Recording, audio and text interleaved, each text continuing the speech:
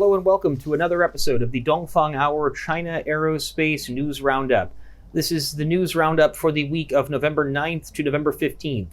This week we'll bring you updates on a small GEO order from APT Satellite, the emergence of yet another commercial launch company, among other launch updates, a little bit of information on this year's China High-Tech Fair, but first a review of a Long March 6 launch from a couple of weeks ago. Ladies and gentlemen, we are honored to welcome you aboard the Dongfang Hour.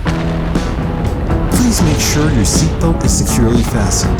Thank you. 女士们、先生们，预计空中飞行时间2小时15分钟，我们预计在当地时间下午6点25分左右到达。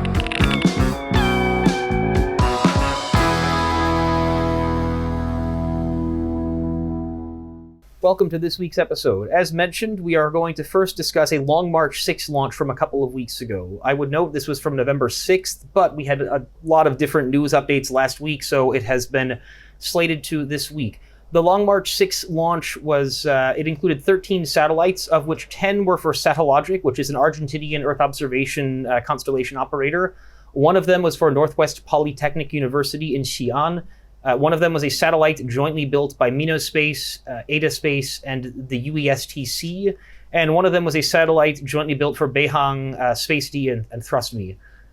So we've had several noteworthy elements to this launch, and I will first give a brief overview of the 10 satellites for Satellogic before turning it over to Xi'an. So for Satellogic, this is it's a pretty unique company insofar as it is an Argentinian company that has received a lot of funding from Tencent and possibly as a result, has seen some success in the Chinese market. So as I mentioned, Satellogic has an Earth observation constellation, and their biggest success thus far in China was a contract that they signed last year with a company called ADAS and with the Henan government to sell Earth observation data to ADAS, which is acting as a sort of service provider working with the Henan government to analyze this data. And so basically, again, you have an Argentinian company that has built the satellites primarily in Argentina, or possibly entirely in Argentina. In this case, they were launched on a Chinese rocket, and the funding was coming from Tencent. And this seems to have given them better access to the Chinese market. So I think definitely an interesting example of a foreign space company that has done fairly well in China, it seems, thus far. And it will be interesting to see whether this rather high-profile launch brings them more success in the Chinese market. Again, they were the sort of lead customer for this launch with 10 of the 13 satellites. That being said, the other 3 satellites may have been even more intriguing. And Jean, I will hand it over to you to discuss what were the other payloads on this Long March 6 launch. Sure. Thanks, Blaine. So I have 2 payloads that I think are worth mentioning. The first one is the Xingshidai 12 satellite, which is basically a small sat that was co-developed by UESTC, which is a famous electronics university based in Chengdu, and by ADASpace, which is a remote sensing startup also based in Chengdu. And so this satellite was based on the MinoSpace platform, MinoSpace being a small sat manufacturer in China. And this satellite was mainly a remote sensing satellite, which is fine, nothing too exceptional about that. But what was interesting and what made this satellite make the headlines actually was that it had a terahertz comms experimental verification payload. So what this was, it was UESTC and ADASpace testing terahertz communications in a space context. Terahertz being very, very high frequencies that have not been used in space before. So this was sort of, I would guess, a world first. Terahertz is an electromagnetic wave that hasn't been tested in space before. You usually see it in 3D imaging environments, such as, for example, airport security scanners. You also see them in the medical environment. But for space, it's the first, and probably for a reason. The most important one being that terahertz waves are absorbed by the atmosphere. So typically, it doesn't really make sense for a satellite to ground communications.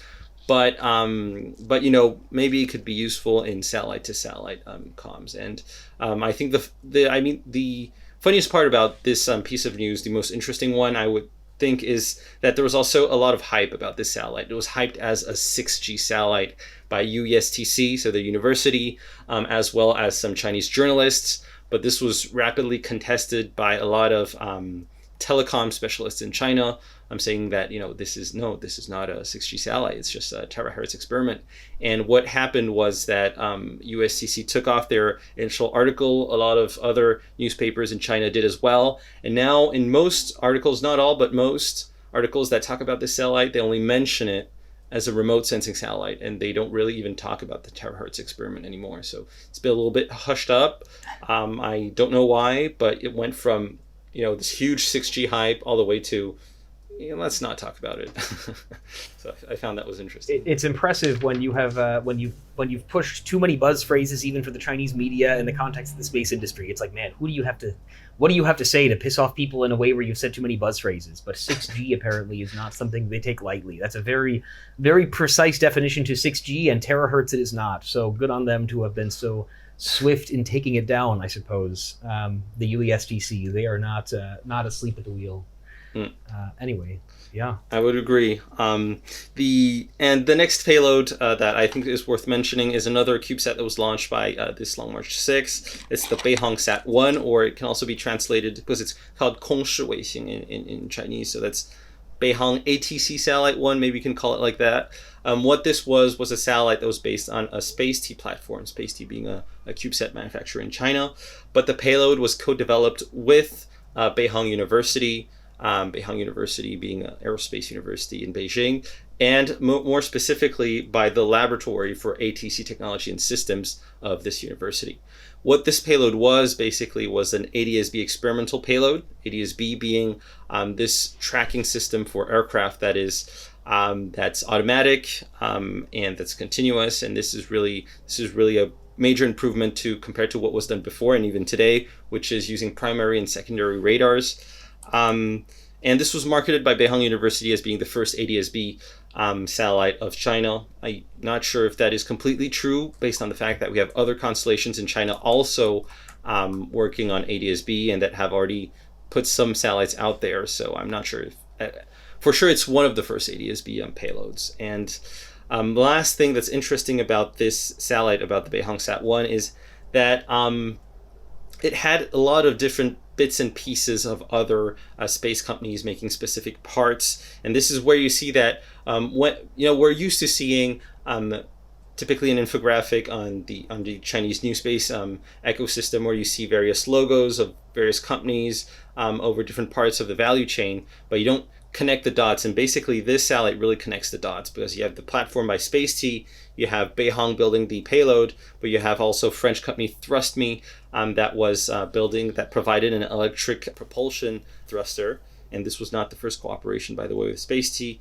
You have a company called Nanjing Yingtian that provided a laser satellite to ground comms module. And you had another space startup called Thermatech based in Beijing and founded in 2017 that focuses specifically on thermal control systems. So you see really bits and pieces of the entire system, ecosystem, coming together and this is really representative, I think, of what Beihang Sat 1 really is. So that's interesting to see.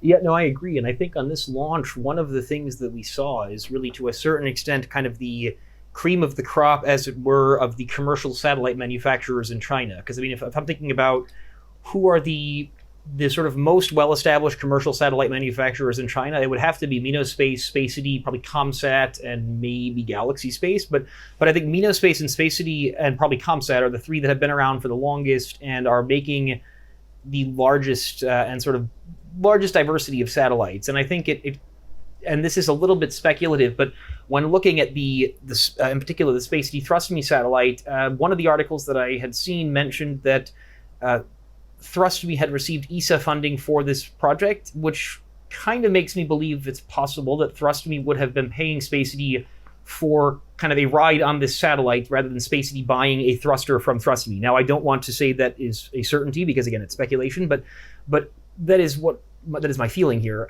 And if we think about that, it's like, well, Spacety is apparently quite competitive then at offering kind of rides to orbit for thrusters that need testing. I mean, I presume that if Thrustme had the opportunity of launching this on a European satellite for a comparable price or in a comparable time frame or whatever else, they would have done it. But they did not. And I remember reading maybe last year there was an interview with Thrustme's CEO, I think, and she had mentioned that one of the reasons they had worked with Spacety previously is that Spacety moved very fast. It was like 10 months or something from the time they signed the contract to the time their first satellite was in orbit. So interesting example of collaboration between, again, what could be kind of the cream of the crop of the Chinese satellite manufacturers and European companies that may be able to derive some value from this access to orbit that these satellites offer. Yeah. Okay, so anything else, John, on the Long March 6D launch? Maybe just wanted to add one thing on that Beihang sat. I also think that it's a sign of a growing maturity of the Chinese new space ecosystem, where you see that a company, and that was what was initially the case, you had companies like maybe Spacety, but others really trying to have a vertical integration on the entire satellite manufacturing value chain. But here you see the company really handing out the parts that are really specialized and very specific to make, and that just, I think, suggests the idea of a growing sophistication of their products, where the really specialized things, just give it to the people that are really specialized on that module and that do it really well. So it's I think it's growing maturity of the Chinese ecosystem. For sure. And that's all for me.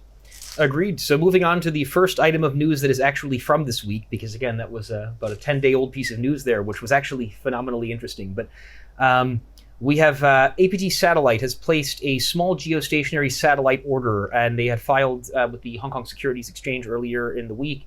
And the small geo order is a satellite based on the Dongfang Hong 3E platform, which is variously quoted as being either 3,200 kilograms or more likely about 1,300 kilograms, based on the fact that the press release mentions a Long March 2C, which, as Jean helpfully mentioned to me earlier, is too small of a rocket to launch a 3,200 kilogram satellite to geostationary transfer orbit. The satellite is also noteworthy because it is an all-electric thruster satellite, so it will not be using traditional fuel to get to, not be using traditional chemical fuel to get to orbit. Also noteworthy is the price tag. It's about $137 million US for the satellite plus launch and everything else. And it's not entirely clear how large the payload will be, and it's rather hard to discern sort of the capex efficiency without knowing how many gigabits per second the satellite will be. But probably it's safe to assume this would be a tens of gigabits per second up to maybe like 100 gigabits per second satellite, maybe, given where CASC is right now with their satellite manufacturing capabilities, and just given it's considered a high throughput satellite in the press release, so it is certainly going to use frequency reuse and otherwise should have a rather significant amount of capacity.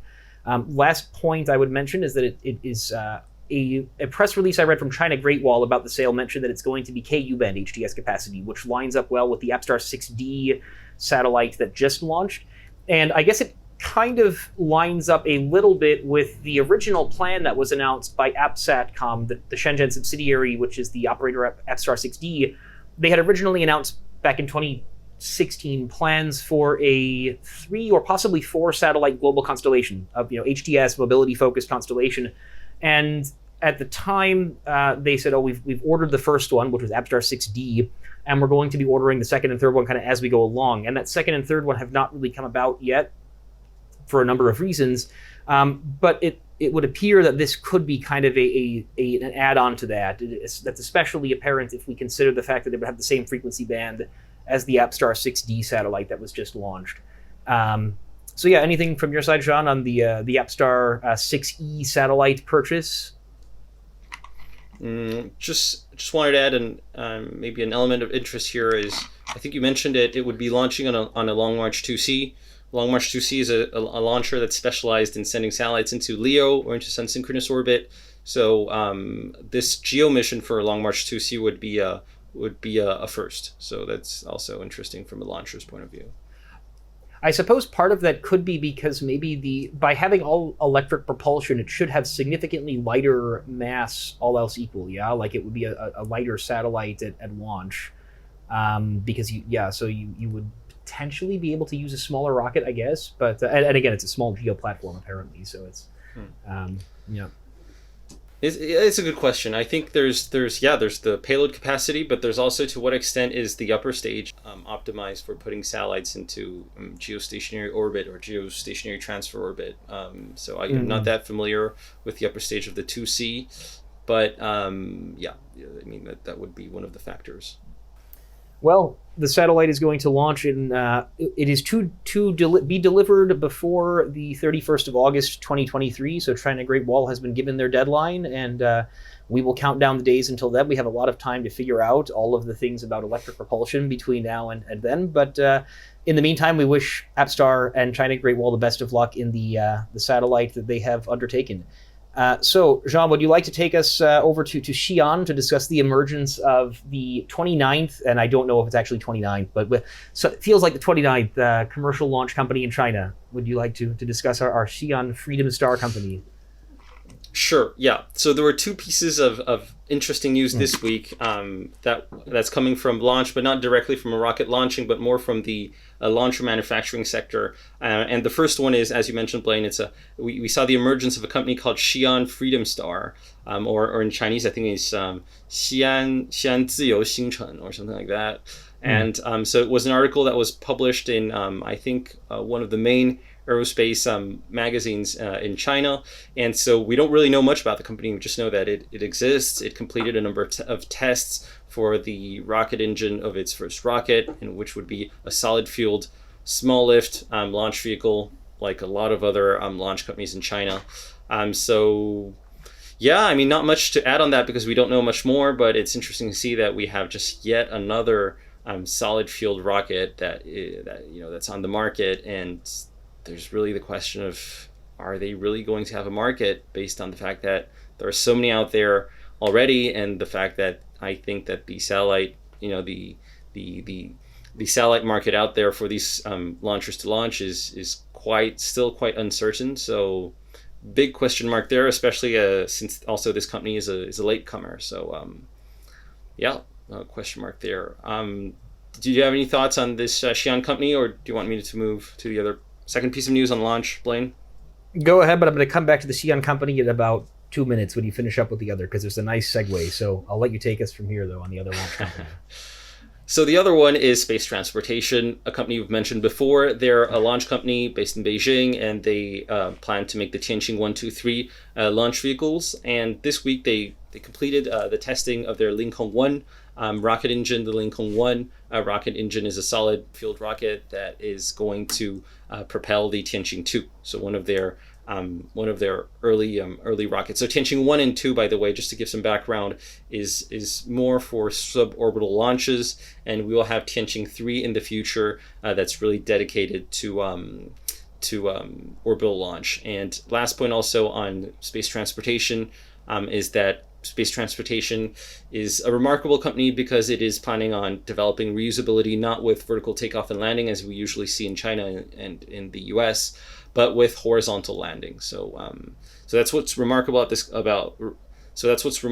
this company. And the success of Lincoln 1 and potentially of Tianqing 2 very soon could mean a first launch of Tianqing 3 in the future, as Tianqing 2 looks very much like Tianqing 3. I'll try to put a picture here up on the YouTube video. Blaine, any thoughts? Some cool looking rockets. Looks like a Concorde on a launch pad almost. But yeah, so just a couple of points on I guess on Xi'an Ziyou and on Xi'an in general. So I mean, we've seen a lot of companies coming out of Xi'an recently, and the Xi'an Ziyou is just the most recent. We have S-Motor, Deep Blue Aerospace, CASC Space, ADASpace. They're all setting up operations in Xi'an. And so it's been just, I guess, the latest in this trend of space companies moving towards relatively lower cost cities that still have some aerospace kind of foundation there. So in the case of Xi'an, you have several good universities, including NTU, which you mentioned earlier. And then the other point about Xi'an Ziyou, it just occurred to me now, the fact that we're discovering Xi'an Ziyou at the time of the China High Tech Fair, it takes me back to last year at the China High Tech Fair when I discovered the company Jilin Enter Space, which is the rocket company of Jilin province, because every province needs a rocket company. And so I think this is now just sort of part of a tradition in China that every year around the High Tech Fair, we just learn about some new rocket company from some sort of second or third tier province. And so that being said, the last item of news of the week is that the China High Tech Fair was this past week in Shenzhen. And just a little bit of context on the China High Tech Fair. This is one of the largest and oldest trade fairs in China. So last year would have been, I think, 21st, this year 22nd anniversary, although I could be a little bit off on those years. But basically, it's been around for a rather long time. It is held every year in Shenzhen, and if you go to the Shenzhen Museum in Futian, you will see lots of great photos from like the 2005 China High Tech Fair of like the Microsoft Windows booth in it, etc. Digressing, the China High Tech Fair over the last several years has started to have kind of an aerospace sub-forum type of thing, and last year we saw an aerospace sub kind of exhibition area where within this huge exhibition hall that has kind of a smart city area, and it has a provincial government area, and it has an international area, it also has kind of an aerospace area. And last year, and also just one quick clarification that I should have mentioned at the beginning, neither Jean nor I were able to attend this year, as that may have been already abundantly clear given the coronavirus. But last year, Jean and I both had attended, and we had seen Shenzhen Dongfang Hong has probably the largest booth at this China High Tech Fair aerospace section because it's a very big local aerospace company.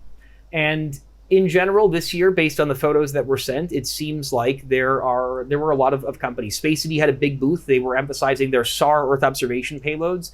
There was also an interesting presentation given by ADASpace that talked about the results from their 5G broadband test satellite. And I have not heard any controversy from any academics or any telcos about whether that was actually 5G. So it's possible that they got away with that.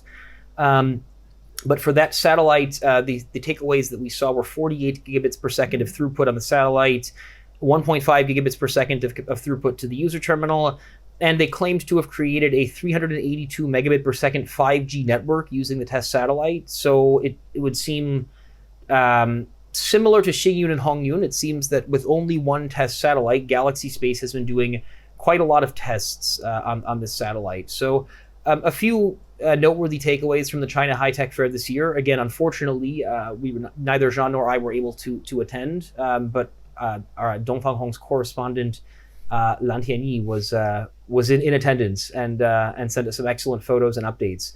So another year, another China High Tech Fair. Hopefully, one of us will be able to attend next year. But in the meantime, Jean, any thoughts from your side from the China High Tech Fair? Any takeaways?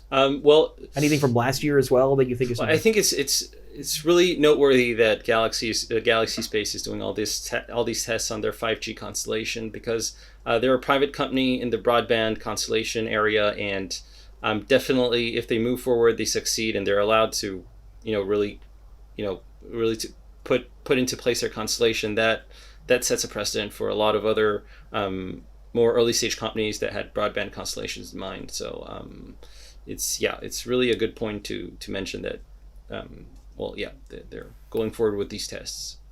And you could certainly imagine, for example, ADASpace trying to say, well, we're going to develop this thing that allows you to integrate satellite with terrestrial 5G. We're going to try to partner with the telcos and maybe partner with some of the satellite operators. So basically some way of developing neither the space-based infrastructure nor the ground kind of the distribution network, because those are both pretty much dominated by the state if we're talking about like telecoms and space.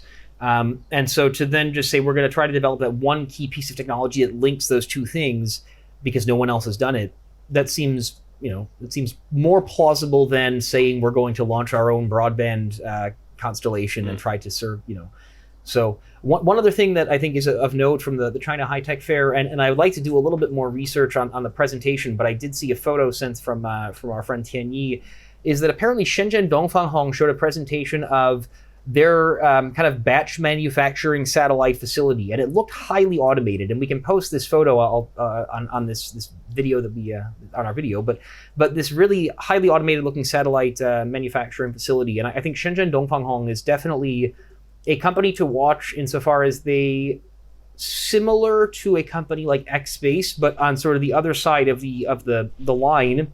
Shenzhen Dongfang Hong, I think, is quite state-owned still, but are rather more commercial. Whereas I think X-Space also state-owned, but they're quite commercial, but sort of state-owned. Whereas Dongfang Hong is quite state-owned and a bit commercial, I guess, maybe. If there's any... I don't know how useful of a distinction that is, but I do feel like there's a spectrum here, and there's kind of like very commercial, and there's like X-based, and there's Shenzhen Dongfang Hong, and then there's like CASC, or something like that.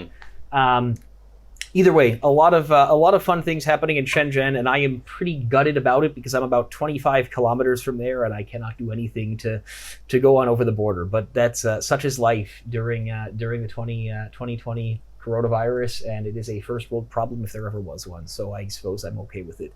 So in the meantime, we have 2 weeks left of Movember, so I encourage all of you to check out the video version of this because I will be continuing to sport the Movember mustache for at least 2 more weeks. And Jean, anything else from your side, or are we good for this week? We're all good for this week.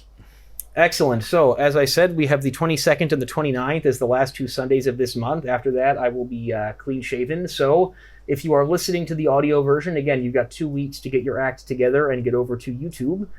That being said, this has been another episode of the Dongfang Hour China Aerospace and Space News Roundup. I'm Blaine Curcio, and with my co-host, as always, Jean Deville. We will see you next week, and be on the lookout for our land space episode coming out this week. And one last point that I forgot to do at the beginning of this episode is send a shout out to our friends at Go Taikonauts, who are covering the Chinese space industry in both short and long form for the better part of a decade. Also, shout out to our friends at spacewatch.global, who graciously will be reposting this video tomorrow. And we will see you all next week on the China Aerospace News Roundup. Thank you. Thanks for watching. Bye-bye.